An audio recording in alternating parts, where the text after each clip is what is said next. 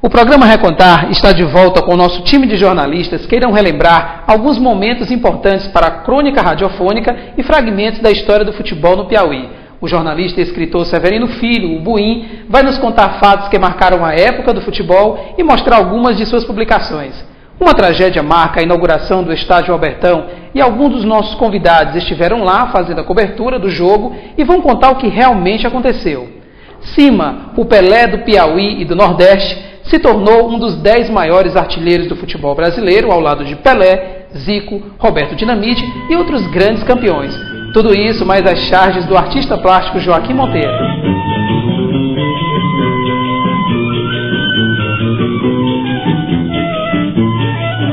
Seu garçom, faça o favor de me trazer depressa uma boa média que não seja requentada, um pão bem quente com manteiga, beça, um guardanapo e um copo d'água bem gelada. Fecha a porta da direita com muito cuidado, que não estou disposto a ficar exposto ao sol. Vá perguntar ao seu freguês do lado qual foi o resultado do futebol.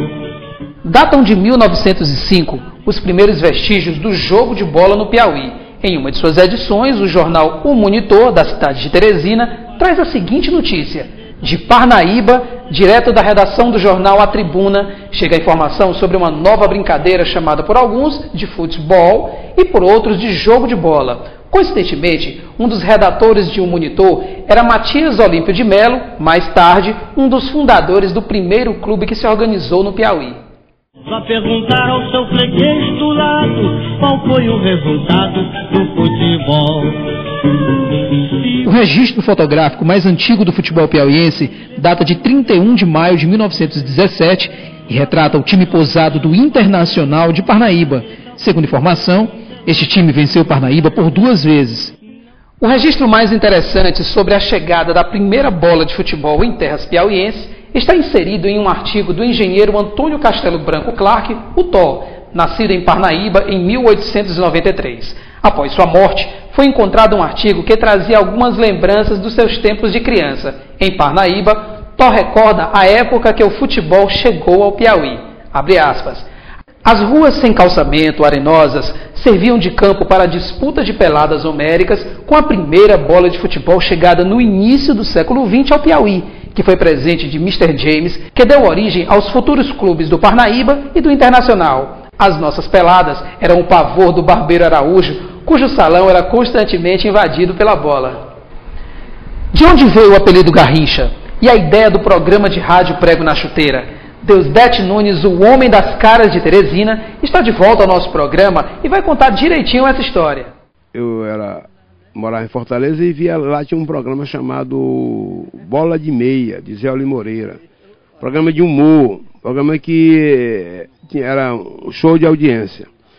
E como em rádio e televisão nada se cria, tudo se copia, eu passei a fazer aqui, nos moldes do Bola de Meia, um programa chamado Um Prego na Chuteira. Por que um prego na chuteira? Porque é aquilo que incomoda o jogador de futebol, um prego. Naquele tempo as chuteiras tinham um prego. Hoje não, hoje são chuteiras modernas, né? Elas são coladas. Mas naquele tempo tinha um prego. E um prego na chuteira é como se fosse um prego no sapato. Lhe incomodava muito. A ideia era essa, um prego para incomodar as pessoas que jogavam bola, que tivessem jogando, vestindo a chuteira. Alô amigos, no ar, o seu rádio repórter, a voz da fofoca, testemunha por ouvir dizer dos fatos, porta-voz oficial dos boatos, sempre um desprestígio famigerados pastéis de Maria Divina, comeu, caiu na esquina. Como o seu pastel ganha o céu. Maria Divina oferece agora, inteiramente grátis, o transporte para o cemitério. O Geraldinho está oferecendo a mortuária. Na hora que você comeu o pastel, vai direto para o céu. Com Maria Divina é assim, comeu, pum, morreu. Ó, aqui tinha uma cabine da Rádio Clube Teresina. A Rádio Clube de Teresina. O Carlos Augusto era o comentarista da Rádio Clube. O Paulo Henrique era o locutor, irmão dele. Os 2 irmãos trabalhavam. Aí terminou o Rivengo e o Paulo Henrique. E assim termina mais um clássico do futebol piauiense. E agora com vocês os comentários de Carlos Augusto. Alô Carlos, como foi que você viu esse jogo? O Carlos Augusto disse: Meus amigos, um futebol bastante desenvolvido, um jogo super corrido, duas grandes agremiações 2 times. Aí o irmão dele disse, que rapaz? Rapaz, olha ali, tô roubando minha bicicleta, não tá vendo não, rapaz? Ele hoje, não é, eu diria que é uma personalidade de Teresina. Teresina sem o Garrincha fica diferente, porque o Garrincha tem um toque de humor para pedir a graça, para melhorar mais o encanto de Teresina. É como fosse um filho para me engrandecer.